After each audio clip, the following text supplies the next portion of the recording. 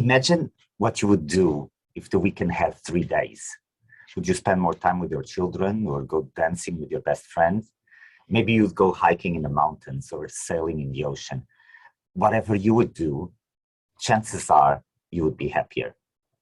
The problem, many people say, is that the 4-day working week will harm the economy. Yes, we would all be happier, but the economy would be the price to pay for the good life. We would have to scale it down, making it all of us poorer. In my book, Friday is the New Saturday, I want to change this narrative and explain why the 4-day working week will actually improve rather than harm our economies. Beyond the happiness and the well-being, we should do it for the economy, not in spite of. And we should do it with the maximum urgency. Our economies are sick. Productivities of our businesses has stagnated, and innovation is becoming harder and harder. The rise of superstar firms with too much market power has limited competition, which is the essential driver of capitalism. For most workers, wages have stagnated in the 40 years, and inequalities have risen dramatically. There are too many people unemployed, underemployed, or with precarious jobs, 0-hour contracts, or in the gig economy. For the ones that have good jobs, burnout, stress, anxiety, and sleeping disorders are becoming the new normal. On top, automation and the adoption of labor-saving technologies is casting a long shadow over the future of work. Alongside, financial bubbles in stock markets or in housing or in digital currencies are threatening financial stability. Altogether, the fact that our economies are sick has led to the rise of populist movements that pose the biggest danger to our economies and to our societies. If our economies are not working, how can we expect to find consensus on the measures that we need to fight climate change, measures that are necessarily going to be expensive? So let me explain you why the 4-day working week can save the economy. And I'm going to start with the words of one of the most widely regarded modern economists. And he wrote, "Progress comes from technical invention, and we shall ever be grateful to the discoverer of fire, the inventor of the electric dynamo, and the perfecter of hollandaise sauce. But there are also momentous social inventions.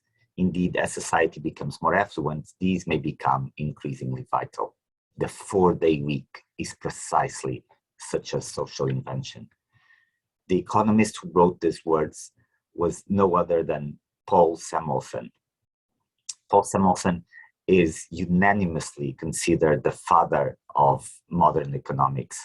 He won the Nobel Prize in economics in 1970, and in that same year, he wrote the foreword of a book called 4 Days, 40 Hours. The book was describing this radical and new management practice called the 4-day working week, at the time implemented by more than 30 firms in the US through what became known as the compressed work week, or the 440, 40 hours over 4 days. Paul Samuelson, one of the greatest economists ever, the father of modern economics, called the 4-day week a momentous social invention, and he even compared it to the advent of language. This is exactly my view of the 4-day working week, not as a partisan policy or a win for the labor movement, but as a social innovation, a better way to organize economic activity in the 21st century. Now, we have to make an important distinction. The book in the 1970s and most news that you hear about the 4-day working week talk about the management practice implemented by firms to improve their businesses. Firms that have experimented with a 4-day working week find that workers come more rested, so they are able to work more intensively. They are better, more innovative, better able to solve problems. It reduces stress and burnout, and it reduces all the costs associated with absenteeism and labor turnover, and overall it makes the business better. I propose the 4-day working week as something different, as what economists call a macroeconomic policy, a top-down policy implemented through legislation to the entire economy, giving a period of 4 to 6 years for everyone in the economy to adapt. And the idea is simple. It's to coordinate all economic activity that occurs over the week in offices, banks, stock markets, universities, coordinated over 4 days, Monday to Thursday, to coordinate the economic activity that occurs over the weekend on a Friday to Sunday. And there are many jobs that occur continuously throughout the 7 days. These would still occur over 7 days, but just the typical work week of everyone would only have 4 days. Now, I know that the first time you look at this, it sounds alien, unnatural, because we are so used to the 5+2 model. But really, there's nothing biological or theological or astrological about working 5 days. The working week is a social, political, and economic construct. In the 19th century, people worked 6 days and rested on Sundays.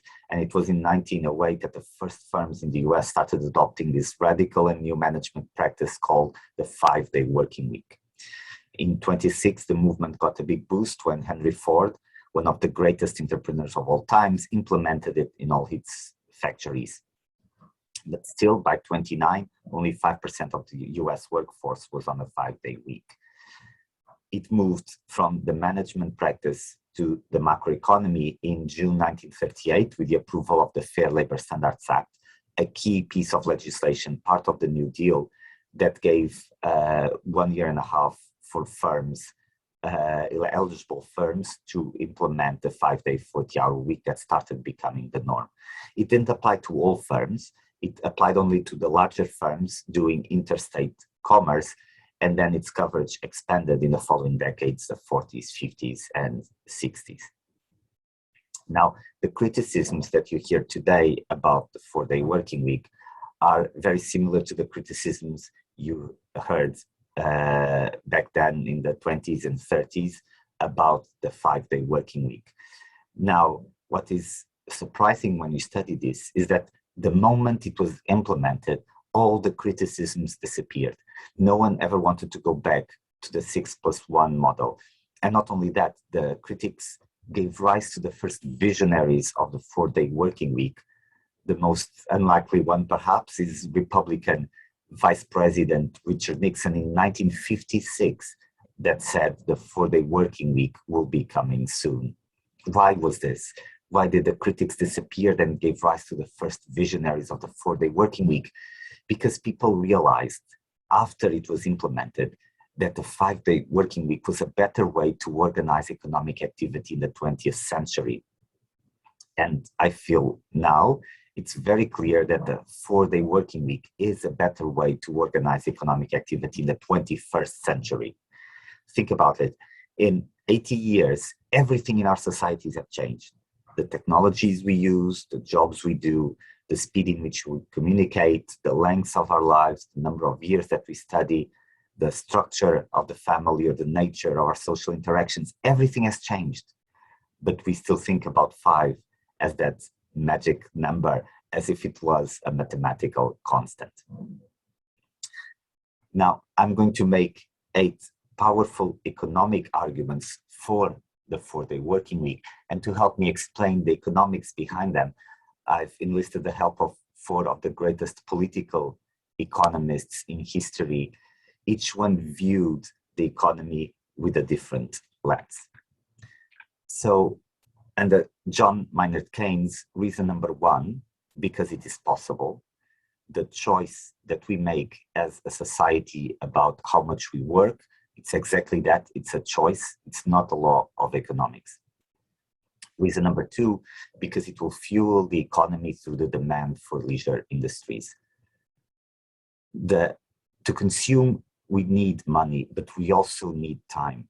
It's in our free time that we feel our needs, and it's in our free time that we spend most money.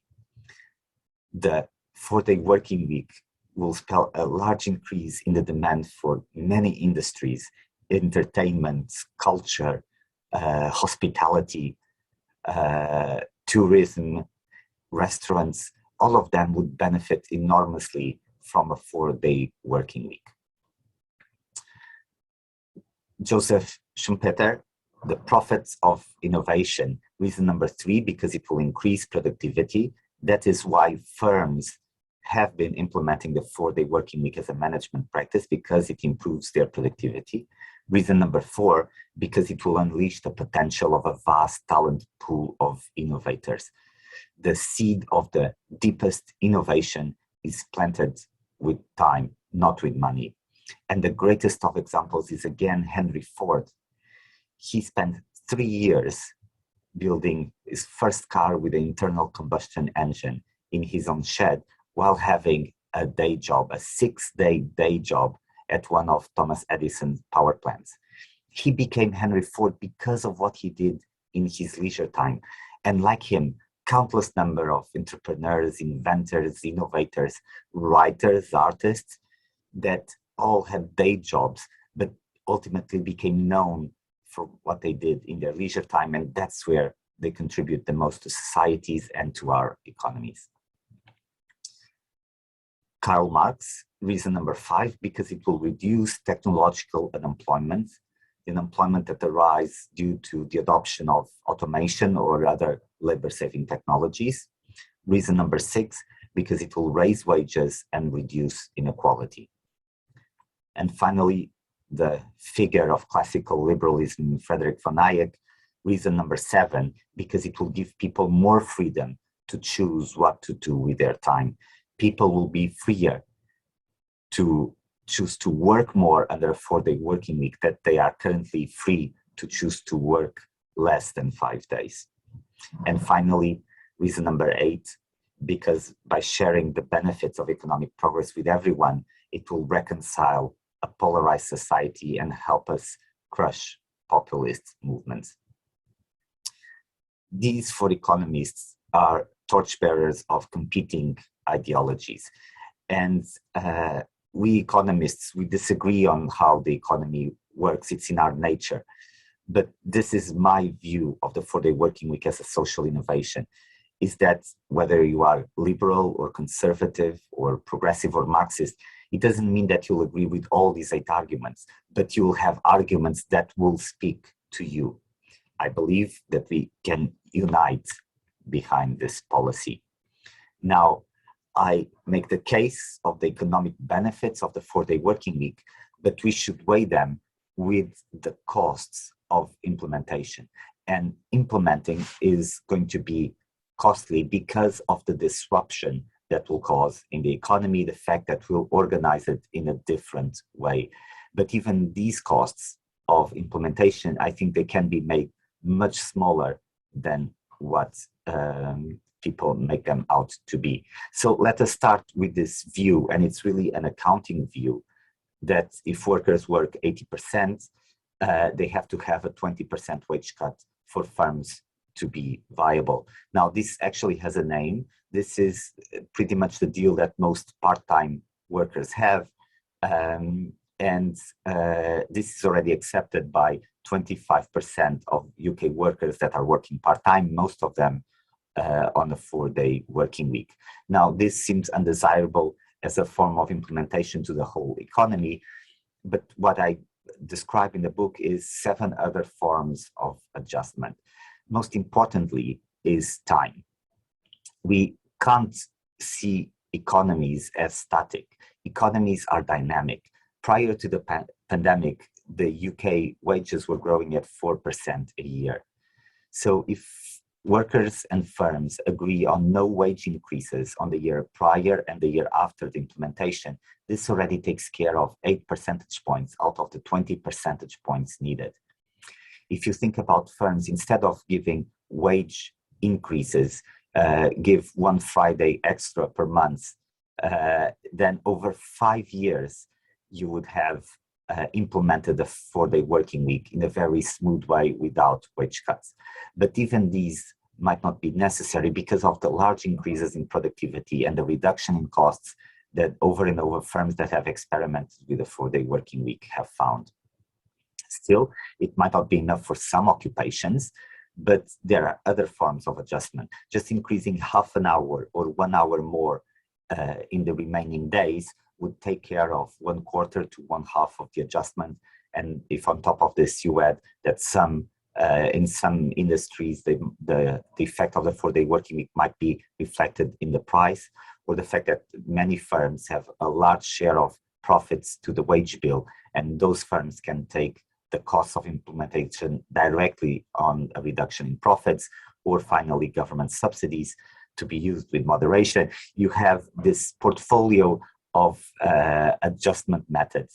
And the idea is that one size does not fit all. We should look not for one way of implementing, one form of implementing to the whole economy, but the best form of implementing for different industries, different occupations, different firms. And it's not looking for one adjustment, it's to look for a combination of adjustments to minimize the disruption, together with the legislation on overtime or exemptions, we can minimize the disruption of the implementation. Now, I don't know if the 4-day working week, what will people do with a 4-day working week? But this is what I can tell you.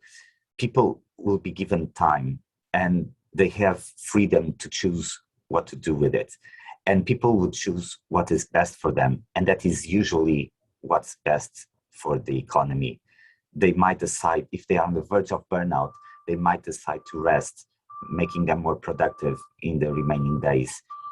If they have money, they will spend it, stimulating the economy through demand. If they don't have much money, they might moonlight with a second job or take advantage of the gig economy to work more hours. They will be exercising their freedom. If they have an idea lingering in their heads, they might make it happen, creating the innovation of the future. Or if they are in the declining occupation, they might decide to go back to the university to retrain to a more profitable one. They'll do what's best for them, and that's usually what's best for the economy. That's why the 4-day working week, rather than be a tragedy for the economy, is the most beautiful of odes to capitalism. Now we only need the courage to do it. So please give a chance to this idea. Read my book. If you want, you can post your questions and I'll do my best to answer them. Thank you.